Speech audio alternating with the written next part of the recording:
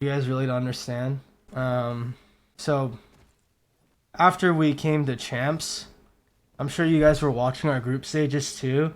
Our first day, our first group was pretty good. We got like what, like 58, 59 points or something, right?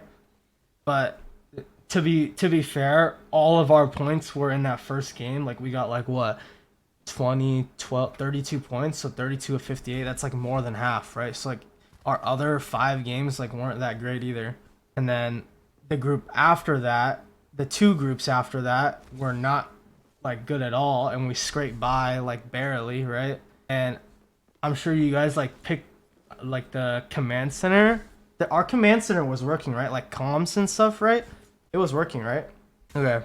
Well, you guys probably heard it. So like Sweet was still like, we tried talking to Sweet. Well, at least me and Shiny. I don't know if Guild ever had that one-on-one with Sweet. I'm sure they did at some point, but prior to LAN and everything, me and Shiny really tried to like tell Sweet to like hold back a little bit, you know, like don't be so hard on him, because the reason why is like we think that like, you know, it's like some people take it like differently, you know, like some people can be yelled at like that and still play to their like best. Like some people need that like, you know, like lock the fuck in type shit, right? To really like lock in, right? But for Guild, we thought it was the complete opposite. So the way that Sweet was approaching him was affecting his play like a lot. And then when I was talking to Guild and I asked him, I'm like, is the way that, you know, Sweet is talking to you, is it affecting your play? And he was like, yeah, it like, he like said that basically like it was like messing with his like confidence, and like he was like doing like really bad walls, because that's like pretty much like the root of it was because of like how he was using his wall. So since that was the case, we talked to Sui and we were like, yo, like try and hold back a little bit, like just like if he fucks up, like it happens. Cause like for me, when shit like that happens, it's like, you know, everyone makes mistakes, right? It's just not in my personality to really like be like talking to someone like that.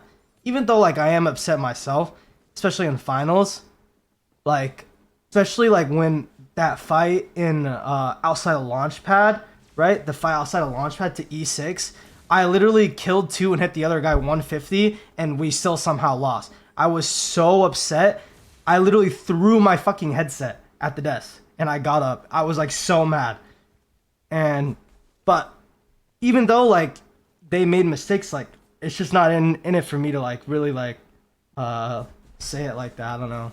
It was really upsetting for me, at least that fight. Like it was like I don't know what really like happened still to like this moment. I mean, everyone makes mistakes, right? So I mean, it's really just like minimalizing your mistakes and trying to play like consistently. Isn't that Sweet's role?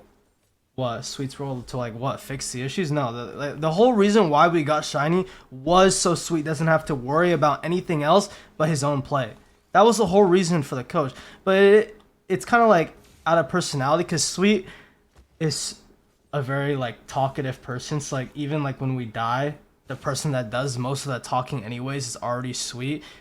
I think that that's just in his like nature. But the whole reason why we picked up Shiny, not the whole reason, but one of the main reasons is because so he could hinder the mistakes that we made and minimalize them, and he could focus on the mistakes that we make, so Sweet doesn't have to, and he can just focus on himself, his own play, his macro and everything. So, but I mean, after looking back at our games, we all talked about it briefly, and we're like, at least this is what I said. I basically said that like comparing our games to TSM's games, right? Like you could say like their 3 back-to-back wins, like their Skyhook win, that was like, you know, like a really hard game to win. They won it, like, you know, like props, like that's a really hard game to win.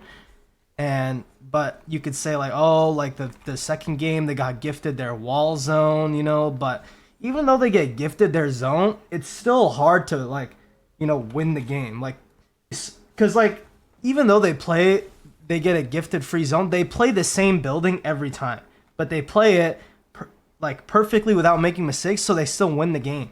Regardless if they get a zone or not, they're playing their native zones correctly and taking advantage of them. and like